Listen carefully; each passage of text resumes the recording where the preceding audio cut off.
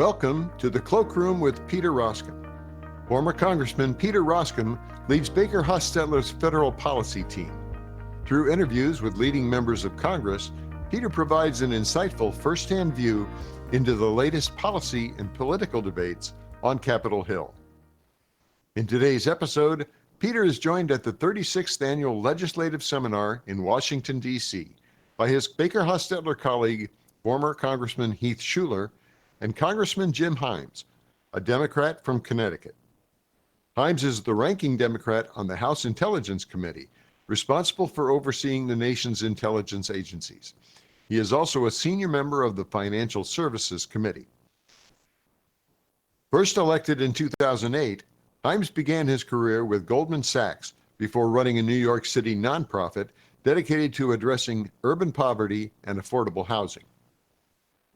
Peter, Heath, and Congressman Himes discussed the Democrats' view on trouble spots around the world, including Ukraine, the Middle East, and Taiwan, and what the U.S. should be doing now to protect our national interests. Let's listen in to the Cloakroom with Peter Roskam. Good to see you. Great to see you. Jim, delighted. Thank you for coming. Thank you very much. Thank you. Well, Jim Himes, you are our closer. You're Mariano Rivera. So I want to tell a quick story, and it was instructive for me, and it's a view into, I think, how you view the world. So Congressman Himes and I were invited to participate in a 10 years ago. It was a quiet meeting outside of Berlin. 10 members of the House, 10 members of the German Bundestag, and 10 members of the Russian Duma. Now, this is 10 years ago, so it wasn't full-scale invasion. I think it was post-Crimea. It was a very uptight situation. And the idea was to have a dialogue and so forth, and we had to get special dispensation from the State Department to have these meetings and so forth. And so over we go, and I watched Congressman Himes in full bloom and in all of his glory. And it was so great, because at some point, if you've not interacted with Russian members of the Duma, wow, you just haven't lived. Because just as an aside, I've never met people that live in the rearview mirror more than these 10 characters. And they're literally bringing up things from, well, your Assistant Secretary of State in 1973 said this to our person in Vienna, and we're looking at each other like, what are you even talking about? Like, what? And they were pretty scandalized, the Russians, that we were supporting these democracy efforts around the world. And at that point, Jim Himes could take it no more. And he basically said, come on. Like, this is emphatic. He said, come on. We're Americans. This is what we do. This is no surprise to you. That's what we're always going to do and what we've always done. And it was just one of these really refreshing moments for me. And I commend it to you, and I commend you for doing that, because it was important. And now you find yourself as the ranking Democrat on the Intelligence Committee. And I know there's certain limitations about there's a lot of limitations about what you could talk about. But as somebody who has this role, can you take us around the world and just kind of give us a sense of how are you evaluating at a top line, Ukraine, Russia, Israel, Gaza? I read your comments about President Trump and Syria and so forth, and kind of how are we to understand what it does seem like the committee has kind of settled down over some of the frothiness of a few years ago, which is a testament to the leadership. But can you take us around the world? Yeah, and thanks for having me. It's great to be with former colleagues here and with all of you. And I'm sorry you had to endure, a dozen or so of members of Congress and Senate. I don't know what you people did wrong in former lives, but sorry. I guess I'm the last. So, I've sort of been looking for an organizing principle in how to think about what's happening around the world, and I'm not sure there is one other than This president has obviously changed a lot of things, maybe everything. And I got myself in a little trouble the other day because I'm not supposed to compliment Donald Trump, but I actually think he had a pretty good week in the Middle East, right? He stopped dumping weaponry, billions of dollars of weaponry onto the Houthis, who have survived billions of dollars of weaponry for a very long time, and they were running down our inventories. That was creating all sorts of concern about Indo-PACOM. Look, he's pushed back on the Prime Minister of Israel. I think the Prime Minister of Israel was hell-bent on going to war with Iran. I think he still is, but I think he's now rethinking American participation or even American consent. The opening to Syria was pretty exciting. I mean, Donald Trump could have taken this a different way and just said this guy was Al-Qaeda, no chance. I have my issues with the Saudi regime and everything else, but, look, it was a pretty solid week in the Middle East. I was in Europe at the time. Needless to say, the Europeans are horrified by and asking questions about, are you going to be there in NATO? Are you going to abide by Article 5? And I think that that's actually a legitimate question, but it's also, even that has a silver lining, right? I mean, I would put it in very different terms than President Trump puts it in, but the truth is that we have been paying for European security for a couple of generations, and that has been a noble effort, and I don't resent it in any way, and I don't think they owe us anything, but it is time for these industrialized, very advanced countries to be stepping up and playing more of a role in their own defense, particularly in the context of a resurgent Russia. So here's a sort of binding thought. I have a bias towards optimism, so bear that in mind, but I actually think the churn, somewhere on the spectrum between churn and turmoil, is actually going to keep the near term fairly calm. I do not believe that in Beijing or in Moscow or in North Korea, they believe that they can predict the president's actions. And as such, I think they're going to be careful. I would not, a Russian attack on a NATO country is not happening in the next 2 to 3 years. I worry a lot more about 5 to 10 years, depending on how they come out of this war. I think that Beijing is probably being very, very careful about the way they think about Taiwan, partly because they learned how hard it is to invade a country, especially with a military that is not experienced, across 100 miles of water.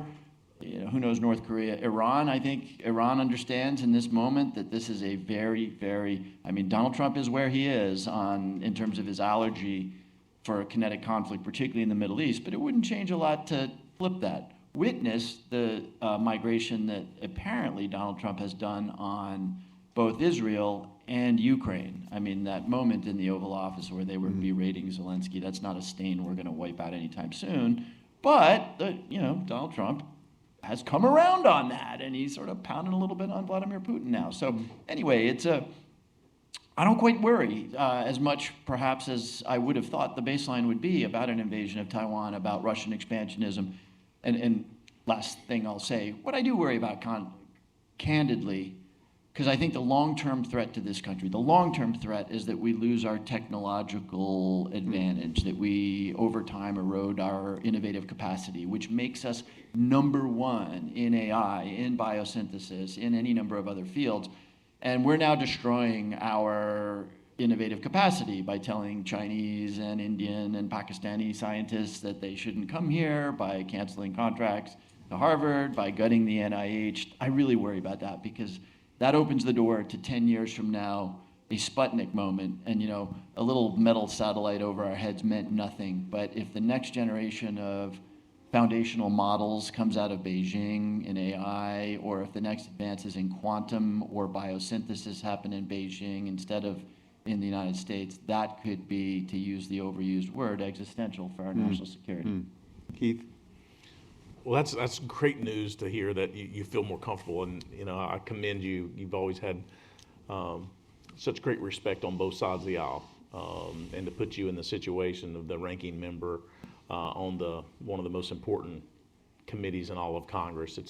It's not the one that you go out and you're raising money for, right? You can't raise money on the Intel committee, but you certainly for your elections. But it's certainly the one that they.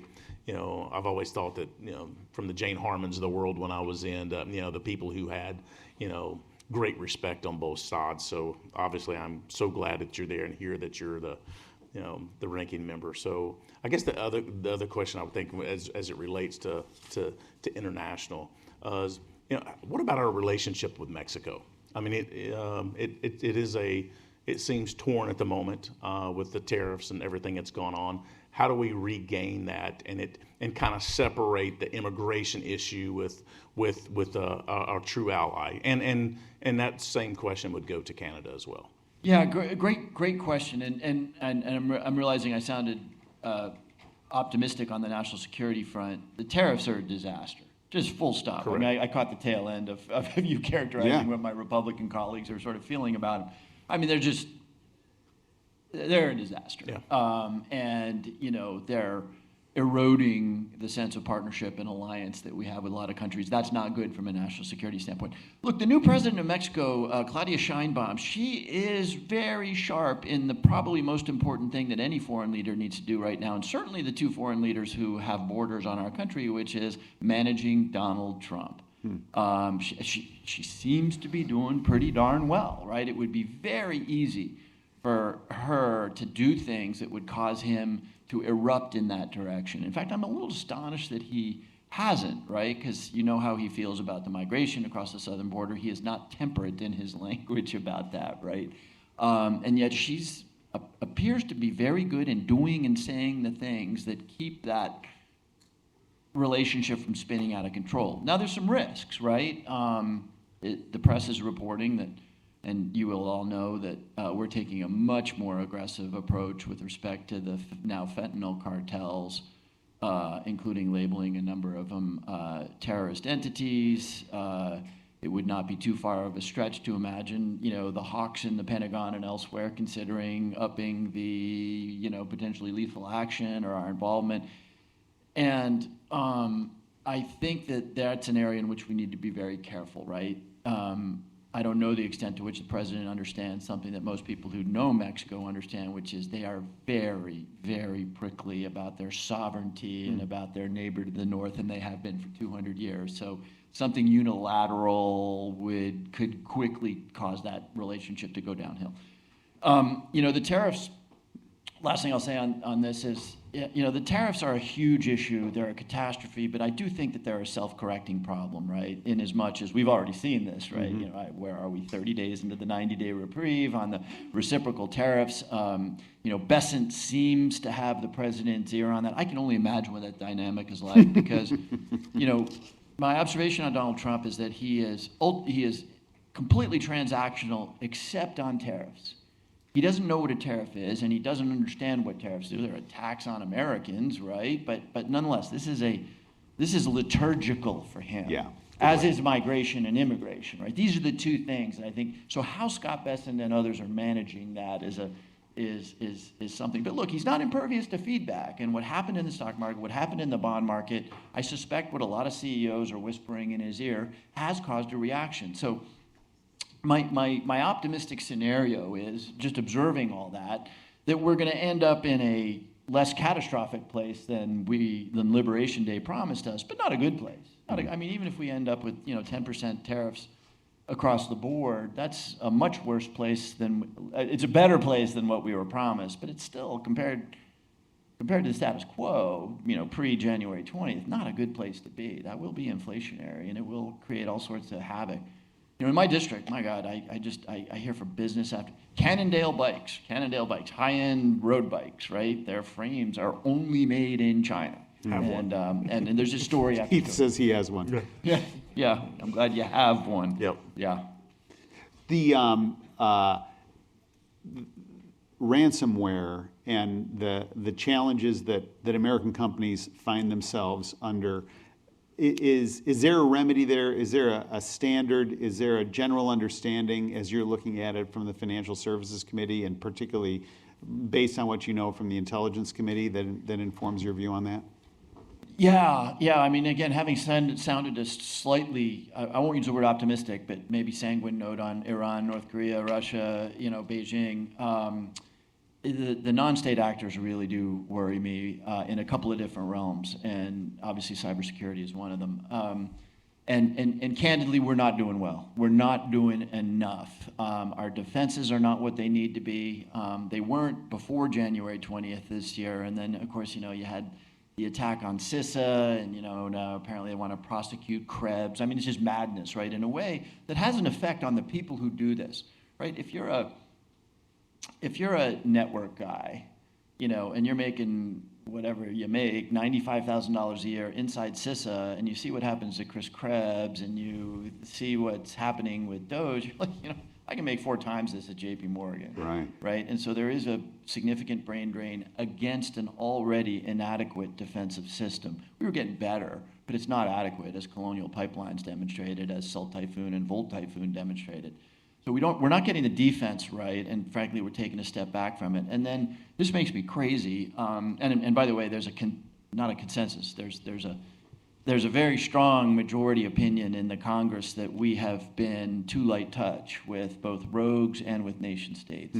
We have superb offensive cyber capabilities that we underemploy and underuse. And we need to establish deterrence, in particular with the Chinese, whether it's Salt Typhoon or Volt Typhoon. We need to do a demonstration of our capabilities so that deterrence is established. Combine that, by the way, with work on norms. No, you don't get to set up, exploits inside hospitals. There's always an analogy here with, the non-cyber world. So focusing on norms, but also being much more aggressive to demonstrating our capabilities is not going to fix this problem. This is a problem. It's like viruses. We're living with this. It's like biological viruses. We're living with this, but we could be doing much better on defense and much better on offense in a way that would take the temperature down. By the way, we've got to reauthorize the Cybersecurity Information Sharing Act this year. We need the private sector to tell us what we can do better on that act, because partnership between the 3-letter agencies and the private sector is okay, but it needs to be better. So are you in the House, are you trying to drive this offensive effort to basically say to the executive branch, you need to do more, and if you do more, we'll give you cover? Yeah. Again, I think all the more senior members on the national security committees would be unanimous around the idea that we need to establish deterrence with nation states, and we need to make better examples of rogue actors.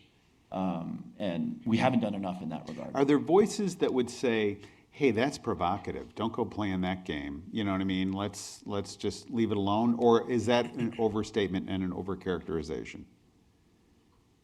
It all depends on how you do it, right? And the usual rules apply, right? Proportionality, Yep. So the usual laws of armed conflict would apply. And I'm not saying you go under, you don't take lethal action because somebody planted an exploit in in the Guam water supply. So long as you sort of maintain proportionality, I think it can be fine. Yeah. But again, we're just regarded as a big open target that is slow to respond on these things, and we need to change that. Now, there are limits, right? We had this argument in 2015 when we passed the Cybersecurity Information Sharing Act. I'm not a big fan of the idea of hackbacks. This is the idea that if JP Morgan gets hacked, they go and sort of hack back into whoever it was. That feels a little Wild Westy to me, and that opens the door, I think, to some chaos that we don't want to. But so I'm not saying it's unlimited. I'm just saying we need to establish better deterrence. And then you represent a pretty unique district. So you came in, you succeeded Chris Shays, who is a big proponent of the Iraq War.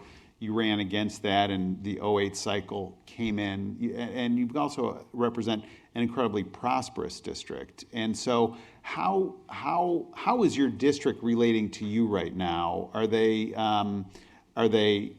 Do they look at Trump and just say, I can't even relate to this guy? Like, what is this? Or are they like, I don't know, he's kind of moving the needle, how are they interacting with you? Yeah. So, I mean, it's an interesting political story if you follow the politics, right? So my district was basically Republican for 2 centuries. There were little, 2-year exceptions here and there. But this was Rockefeller Republican. Greenwich, Connecticut is, though they deny it, is the seat of the Bush family, right? Prescott Bush, George H.W. was born. I think George W. may have even been born there. Anyway, the point is that, that's the brand of Republican that dominated Connecticut, and in particular Fairfield County. And yes, it's wealthy, although it's immensely diverse. I've got Bridgeport, Connecticut in the district too, so I've got the entire spectrum, the economic spectrum. So to make a long story short, it's moderate and affluent, and as a consequence, it has migrated from this deeply Republican tradition to to a deep blue district. And that is because, and this will not be an unfamiliar concept to the people in the room, pragmatic country club Republicans have that of a certain affluence in education don't sign up for MAGA. Now, that doesn't mean that they love the Democratic Party at all, but it means that they stay home. It means that if you have a inoffensive, tight white short hair member of Congress, they might even think about, former Goldman guy, they might even think about voting for You him. seem safe. But as I tell my colleagues, we've sort of borrowed those voters, right? And if the Democratic Party were, I don't think this is going to happen, but if the Democratic Party were to spin hard left, a lot of those voters would make that district look a little bit more the way it looked traditionally. Now, by the way, Connecticut does have old mill towns. White, blue-collar, struggling mill towns. Those towns this is the national story, they've gone the other way. They've moved away from the Democratic Party. Yeah. Ish. So is Bridgeport like that? A town like Bridgeport, what is that like? So Bridgeport's a city of 130,000 people. It's the biggest city in Connecticut, pretty small, right? It's primarily Latino, Puerto Rican, African American, and so no, it has not. It has neighborhood. White flight afflicted Bridgeport a generation ago. So the communities that were the white flight receiving communities are less blue than Bridgeport itself. Okay, and then so things like you're also on the Financial Services Committee, and I've got to believe that your intel work informs some of that. Stablecoin, crypto, what's that looking like for you in terms of the thinking about the future, and how does your district, particularly like the Greenwich part of your district, how are they thinking about these things? Yeah, so stablecoin and crypto, very current right now. The Senate, I think, right now is working on their stablecoin bill. We passed one out of committee.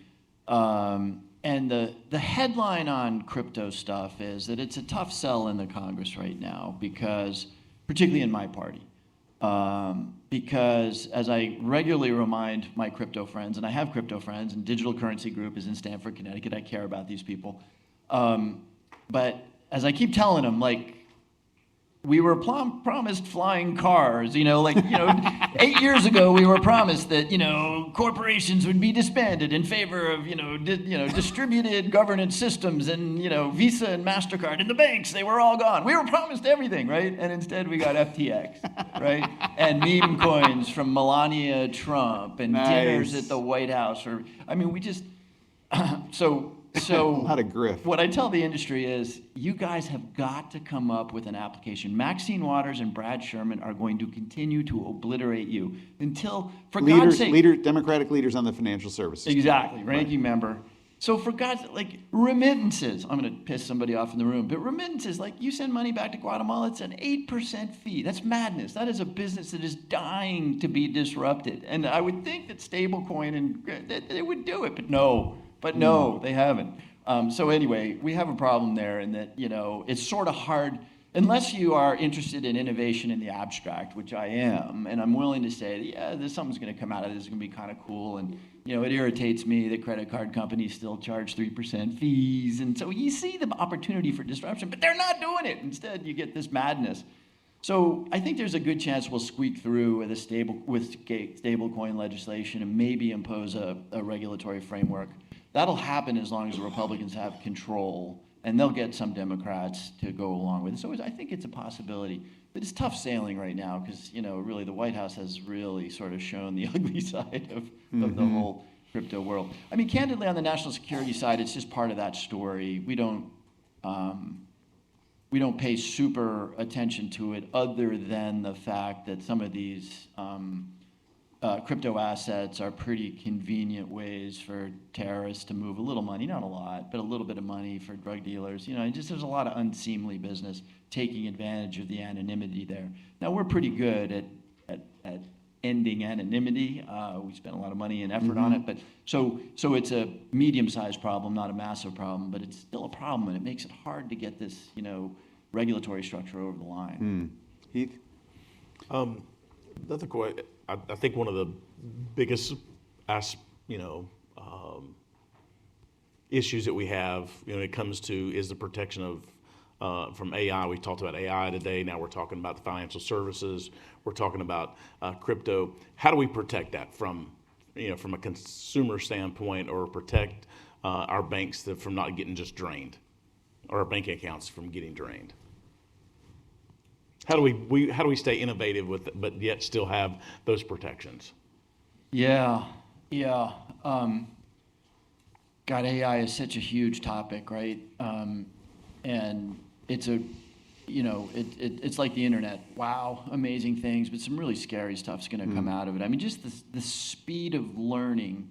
I mean, I have to believe that if you ask one of these big foundational models, how can you get around, just to keep picking on JP Morgan, how can you get around JP Morgan cyber defenses? It might actually have a reasonable answer. And so it is absolutely going to pose a threat. And I think we are going to have a long conversation in the next decade about the interplay between the government and the private sector to establish, norms. Some of the things are easy, right? No, please don't put detailed instructions for the creation of a nuclear weapon, or actually not a nuclear weapon, for the creation of explosives, right? Yeah. Something that somebody could actually do. That's a hard thing to do, but it's possible. And because it's going to be hard to decentralize these massive foundations. It's not like some guy in the basement can grow a foundational model, right? You need massive amounts of compute and stuff. So it's going to be really hard, but I think we'll be able to over time put some careful overlays on top of the power. Longer term, though, I mean, again, that'll be inside the United States. What happens when somebody copies one of these foundational models and takes it into Belarus with on a disk or something? And I also really worry. We don't probably have time to get into this, but I've always been a tech optimist, right? Like, the story with technology has always been that it's disruptive. It throws people out of work, but net, it creates more jobs. That's the story of technology for the last 250 years, right? I'm not sure that's true with AI, right? Because it's coming for everybody. And it's starting, by the way, not with the guys using their muscles in factories. It's starting with the radiologists and the accountants and the low-end lawyers, right? And I just really worry about the economic implications of taking vast swaths of the American public, or of the human population, is saying your economic value is zero. What does that world look like? Wow, that's sobering. That is really sobering. We started off on such a great positive note. Like, I'm sorry about the question. Let's switch to the politics. I think it's more likely true than not true that you're going to be in the majority in 2026. Trends continue. I think that's probable. You'll also have a base with a pretty high expectation of, hey, you got the gavel and now you're going to do all these things vis-a-vis the Trump administration. I think it's more likely true than not true that the Senate stays in GOP hands, and then you'll have the last 2 years of Donald Trump. It'll be open field running on your party to be the nominee. A lot of shadow boxing within the GOP. Vance has an advantage, but it's not a fiat accompli by any stretch. So how are you operating within the Democratic caucus at that time, and managing expectations of a base, and what will be the agenda? I assume there will be a robust discussion about some impeachment dynamic, but that's kind of a hot stove that not much of a percentage in. Other oversight efforts, you could kind of drive a lot of spending amendments, limitations and those types of things. You're a savvy operator. I've seen you. What are you thinking about in terms of getting a gavel? Yeah, and I agree with I think your description is probably right. A Democratic, lots of things could happen. Democratic House, Republican Senate, and obviously President remaining in the White House. And again, I'm a congenital optimist, but that opens the door. If the political environment has not become so toxic, and I feel this, by the way, I have a substantial crew at home that says, don't ever work with this administration or the Republicans on anything, because as long as the president is acting unconstitutionally, you can't. Now, I don't agree with that, generally. I mean, there are moments where I say, oh, geez. And if the president sort of chooses to ignore an explicit court order and does it explicitly, all bets are off. Right. But behind that, of course, is a guy who's pretty transactional, and by the way, who is also, no wages, no taxes on tips, no taxes on overtime, don't F around with Medicaid, is what he told the Right. Republican conference yesterday. This guy is a populist in every sense of the word, in a way that makes it pretty uncomfortable for traditional Republicans. So is there a way to go to him with a House majority and say, let's drag, Social Security into the 21st century, let's drag Medicare? That's too heavy a lift, candidly. But you sort of see with a very transactional guy who'll be concerned about his legacy, the possibility, because he has these sort of somewhat left-wing economic views, the possibility for something. Now, that may be too optimistic. Again, a lot of it depends on the behavior. Every time they arrest a Democratic congresswoman out in New Jersey, you just, the sand runs out of the clock. Right. But nonetheless, there's the possibility there. House majority, guys like me would have subpoena power, so that allows for some real oversight. You're right on impeachment, been down that road a bunch of times. And then lastly, two things, the business community is like, oh my God, what's the Democratic Party going to be when they come out of this? Couple observations. The party has more natural, genetic, centrist, pragmatic momentum, I'm pointing at Heath Schuler, than it appears to, because Heath Schuler didn't get a ton of press the way Cory Bush or AOC or Bernie Sanders gets. But the instinct is more moderate than it appears. I point out to people, there was a 2-year period, we were all there together, when the Democrats had a huge House majority, 60 votes in the Senate, and a new Democratic president. And what did we do? We passed Dodd-Frank, right? Which, in the context of demands to nationalize the banks, Dodd-Frank was a pretty balanced, moderate piece of legislation. We passed the Affordable Care Act, which was at the time it felt sort of cataclysmic, thank you, Peter. We were promised the destruction of the universe as we know it. But we basically put 20 million more people on Medicaid, right? Pretty incremental stuff, when we owned the place. So, and, the two other quick things, though the left wing can be pretty extravagant, look at the people that are being talked about, Bashir, Shapiro, these are folks from the Senate party. And then lastly, something I'm super excited about, there's a really cool instinct growing up inside the Democratic Party right now, which is this abundance agenda. Some of you will be familiar with this. Ezra Klein and Derek Thompson write this book called Abundance, and they posit a really powerful critique. They say, you Democrats are the party that says you can build stuff and make people's lives better, and yet you don't. And we don't, right? We passed the IRA that had lots of money to build electric charging stations in Connecticut. You know how many electric charging stations were built in Connecticut? 0, right? And the story goes on. It's taken me years and years and years to get bridges built. And so the critique is, you can't be the party that says government can make a difference in your life and then so tie yourself up in red tape and regulation and process that you never get anything done.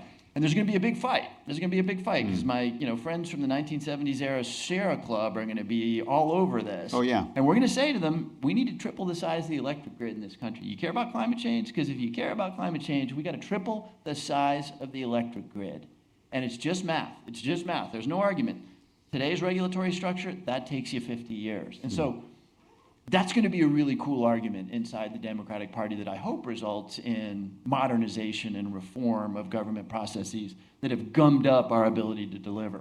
Yeah, I think a lot of people are waiting for that. And so thank you, Jim, for your insight today. Thank you for taking the time to share really an energetic vision and literally taking us around the world and for working us in on a busy day. Look at your watch. We're getting you out of time, on time. Thanks, brother. Thank you, everybody. Thank you, Peter, Heath, and Congressman Himes. If you have any questions for Peter, his full contact information is in the show notes. As always, thanks for listening to Baker Hosts and the Cloakroom with Peter Roskam. Comments heard on Baker Hosts are for informational purposes and should not be construed as legal advice regarding any specific facts or circumstances. Listeners should not act upon the information provided on Baker Hosts without first consulting with a lawyer directly. The opinions expressed on Baker Hosts are those of participants appearing on the program and do not necessarily reflect those of the firm. For more information about our practices and experience, please visit bakerlaw.com.